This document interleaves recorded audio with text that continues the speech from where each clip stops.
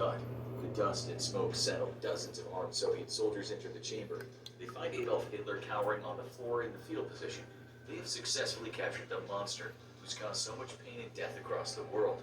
The question is, what to do with him now? There are three different scenarios that might have unfolded if Hitler was captured during World War II, based on when this event occurred. It's important to note that there is no way of actually knowing what would happen if the Allies had captured Hitler, but based on historical documents and statements by the leaders at the time, we can make some educated guesses. Scenario 1. What if Hitler was captured by Allied forces toward the end of World War II? Adolf Hitler is now in the hands of the Soviet forces. For the past several months, they've fought a brutal campaign to push Nazi forces out of their homeland and have now taken the fight to Germany. They ravished the countryside as they slowly made their way to Berlin. Entire towns were burned to the ground, naval facilities were pillaged, and airfields were confiscated. But it is the stories of what the Red Army does to German citizens and Nazi sympathizers that instills fear in the region. After the siege of their homeland, the Soviets are taking no prisoners, and torture is a common occurrence. As this was happening, Hitler couldn't believe what his generals were telling him. His forces were being defeated on all fronts. It seems there was no longer any hope of turning the war around, but he ordered his men to continue fighting anyway. He would rather sacrifice every Aryan in Germany than willingly surrender to Allied forces. From his bunker, Hitler worked with his advisors to find a way out of their predicament, but as the Soviets crashed through their defenses, Hitler considered Plan B, taking his own life.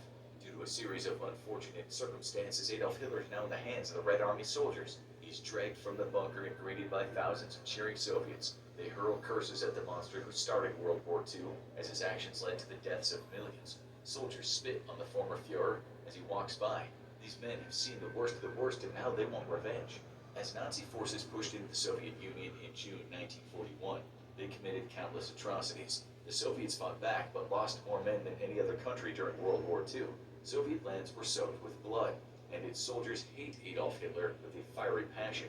The leader of the Nazis is marched to an open square, where he's forced to his knees. The Soviet men sing the songs of their nation as they look on at the scene unfolding before them.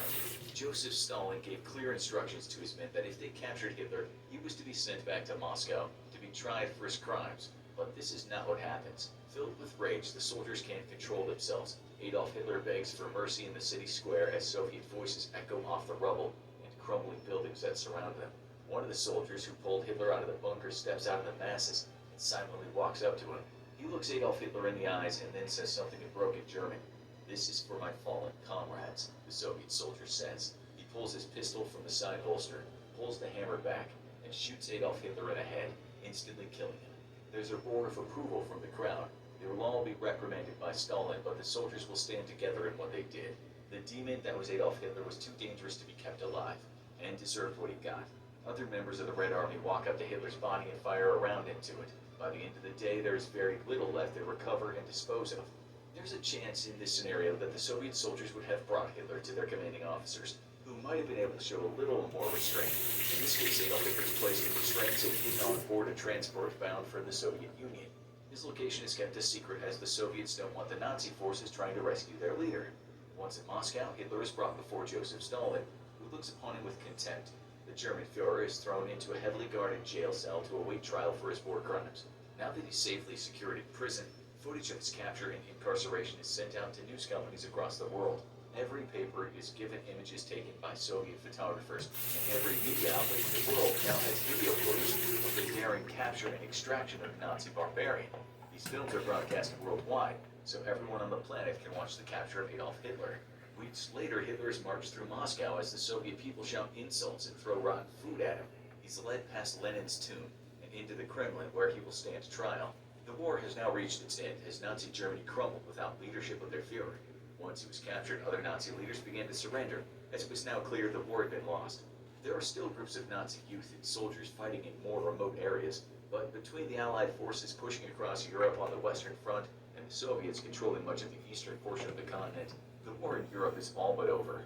Allied leaders meet during this time to decide exactly what to do with Adolf Hitler. It's decided that he must stand trial, but his fate has already been sealed. The trial lasts for months as witness after witness is called to the stand to testify against the Nazi war criminal. He's held personally responsible for the mass genocide of the Jewish people, along with countless other crimes against humanity.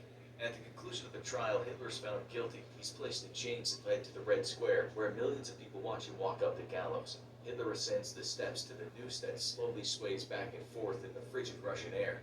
The rope is placed around his neck. Stalin says a few words and the trapdoor is released. Hitler struggles against the tightened rope, but he doesn't last very long. After a couple minutes, his body stops twitching and the war criminal's lifeless corpse sways from side to side. As the Russian people cheer so loudly, their voices can be heard from miles away.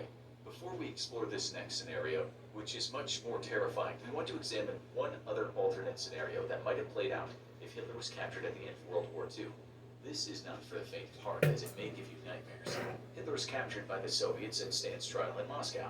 This is unfortunately giving him a chance to defend himself and a platform to spread his venomous hate of the Jewish people. As he explains what he did and why he did it, he appeals to some of the Russian people.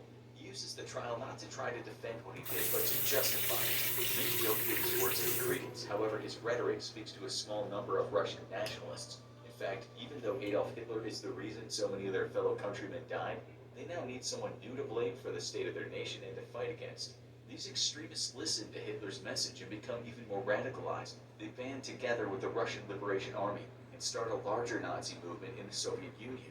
Allied leaders were always afraid that giving Hitler a platform to speak and defend himself was a mistake, but they never thought it could go this far. Uprisings begin forming across the Soviet Union. The country falls into chaos. In the turmoil that's unfolding, Adolf Hitler is broken out of prison by extremists. He's smuggled out of the country and joins other Nazi war criminals who escaped Allied forces and now reside in South America. A new Nazi nation is secretly being built on the continent. With their leaders freed from capture, the Nazis begin building a new army in the heart of South America. Hitler's time in captivity has only made him crazier and more bloodthirsty. He writes a sequel to Mein Kampf about his time in the Soviet prison. From it comes a new agenda. Adolf Hitler no longer wants to wage a racial war in just Europe, but across the entire world. He will crush every democratic and communist country on the planet. No one will be spared except for his Nazi brethren. Adolf Hitler calls on all of his old and new allies to join him in South America. From there, he launches a savage campaign into North America, and World War III begins. This is an extreme scenario, but one that might have come out of a very real fear that many Allied leaders had about giving Hitler a chance to defend himself at trial. Scenario 2. What if Hitler was captured by Allied forces in the middle of World War II? A small group of elite Allied soldiers hides in the dense trees of a German forest. The sound of an engine can be heard in the distance. The Allies received intel that Adolf Hitler would be traveling the secluded road today with only a small entourage of guards. The team was airdropped the previous night and is now waiting to ambush the jeep holding the Fuhrer. The Nazi vehicle crests the hill. There are 4 men in it. Their target sits in the back. The Allied commander gives the signal and the soldiers get ready. As the jeep passes their position, they shoot out the tires. The vehicle swerves out of control and slams into a tree on the side of the road. The Allied soldiers spring out of the foliage and open fire on the men in front of the jeep. Their bullets shatter the windshield and rip through the Nazis in the front seats of the vehicle. The general who sits next to Hitler raises his machine gun and returns fire. The Allied soldiers dive for cover. From one of the treetops, a sniper peers through his scope. He holds his breath and pulls the trigger. The head of the Nazi general explodes as the bullet from the Springfield rifle passes through the German skull. Adolf Hitler scrambles for his pistol. He pulls the Walther P-38 out of its holster. Before he can turn to aim it, a Thompson machine gun is pressed to his skull. "Drop it or you die," the commander of the Allied forces hisses. Hitler lets go of the gun. It falls to the floor of the jeep with a clank. The Allied soldiers drag the Fuhrer from the jeep and gag him. The Special Forces unit carefully makes their way through enemy territory. They must move fast, as it won't be long until the Nazis realize their leader has been kidnapped. The band of soldiers and the prisoner make it to a Nazi Air Force base. It's risky to try to steal a plane while also hauling the most wanted man in the world along with him, but it is the only way out. The men wait for a shift change. When the time's right, they run to one of the Heinkel HE-111 furthest away from the watchtower. The squad piles up the aircraft as they throw Hitler into the cargo hold.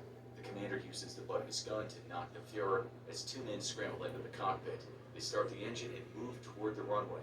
In confusion, the Nazis try to identify who's taking the plane out for an unauthorized flight. It doesn't even cross their minds that Allied soldiers